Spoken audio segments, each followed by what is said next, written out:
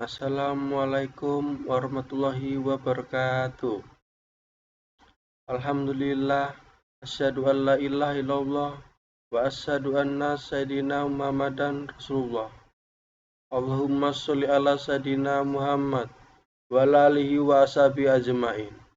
Amma ba'du. Puji syukur kita ucapkan kehadiran Tuhan Yang Maha Esa, karena dengan rahmat dan karunia-Nya kita dalam keadaan sehat walafiat tanpa sedikit kekurangan apapun. Salawat serta salam kita haturkan kepada Nabi besar Muhammad Shallallahu Alaihi Wasallam. Karena berkat perjuangan beliau kita dapat mengenal agama yang hak, atau yakni agama Islam dan agama yang diridhoi. Islam, kebangsaan, dan nasionalisme. Apakah Islam di Indonesia mampu bersenyawa dengan nasionalisme? Kita layak mengulas kembali pertanyaan itu, sebab reformasi dan terbukanya keran demokrasi serta kebebasan berpendapat telah menyeruakkan sebagian kelompok yang anti-nasionalisme untuk tampil ke permukaan. Karena itu, debat ihwal kompatibilitas Islam dengan nasionalisme masih relevan untuk diajukan kembali.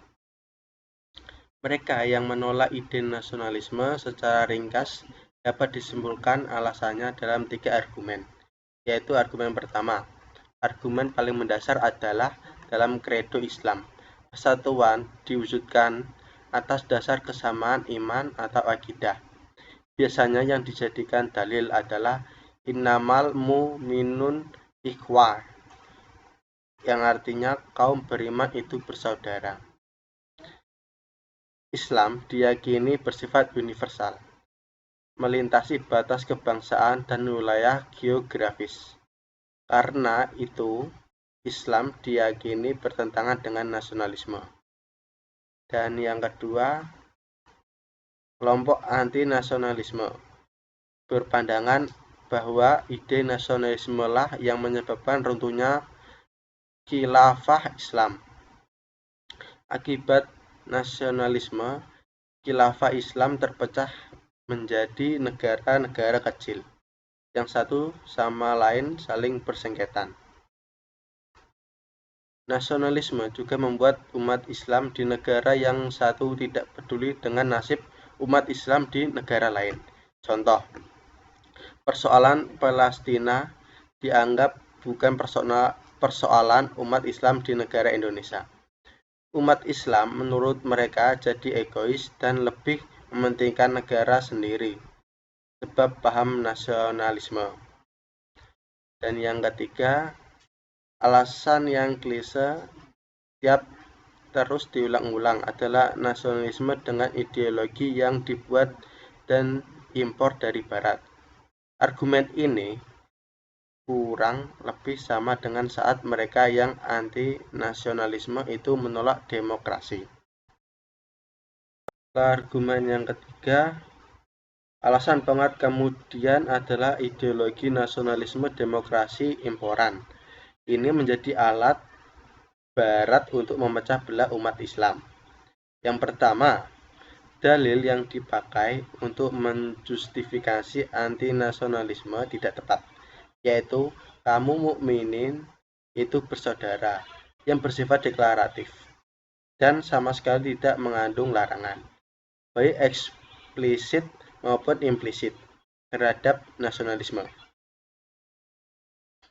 Yang dilarang adalah bercerai-cerai. Justru sebaliknya, beberapa ayat sebelum ayat itu masih dalam surat yang sama. Al-Quran mengkonfirmasi fakta bahwa manusia diciptakan berbangsa-bangsa dan bersuku-suku. Di sisi lain, nasionalisme sebagai komunitas terbayang atau immigrant community, sebagaimana diterapkan di Indonesia, sudah melampaui itu, karena meleburkan berbagai suku bangsa dalam wadah NKRI.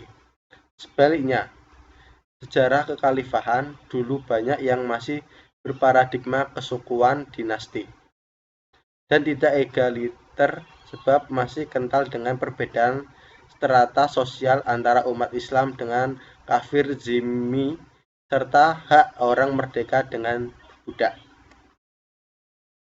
Dan yang kedua, nasionalisme tidaklah otomatis berarti tidak peduli pada umat Islam di belahan dunia lain. Lagi pula, ide menyatukan seluruh umat Islam yang menyebar di berbagai negara itu susah untuk tak dikatakan utopis.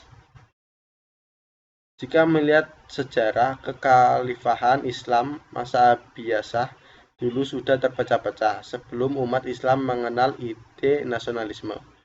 Abbasiyah tercerai-berai menjadi dinasti-dinasti kecil karena fanatisme kesukuan.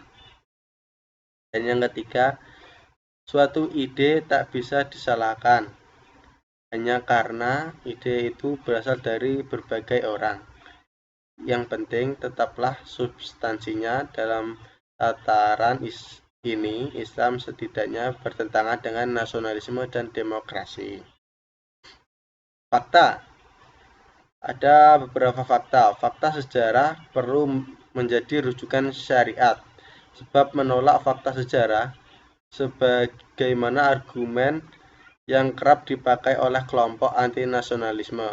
Berarti berangkat dari ruang hampa untuk menerapkan bunyi teks kitab suci ke dalam realitas. Fakta sejarah yang penting yaitu adalah fakta sejarah di Madinah. Walaupun kita tak boleh melihat fakta kebobrokan yang terjadi dalam sebagian sejarah kekhalifahan klasik, kita masih bisa melihat ke pengalaman umat Islam di Madinah saat masih dipimpin Nabi Muhammad. Di Madinah, masyarakat yang dihadapi oleh Nabi sangat banyak, yaitu Muslim Muhajirin, Muslim Ansar, 3 suku Yahudi, dan sebagian kecil Nasrani, serta penyembah berhala.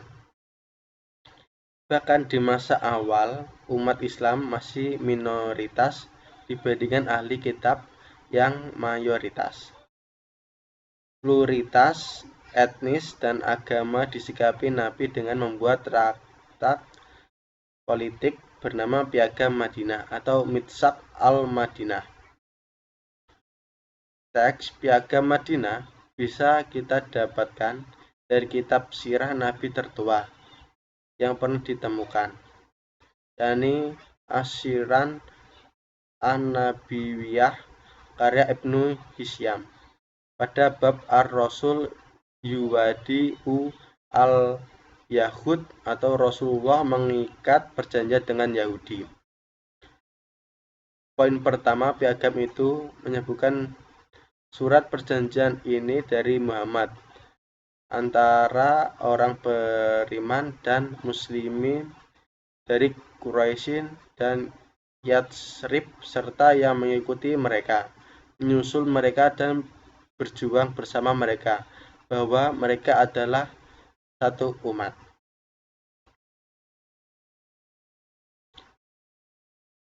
Poin yang bisa kita ambil dari kisah Nabi Muhammad yaitu menyatukan setiap elemen masyarakat dalam umam yang bahu-membahu mempertahankan Madinah bila ada musuh menyerang.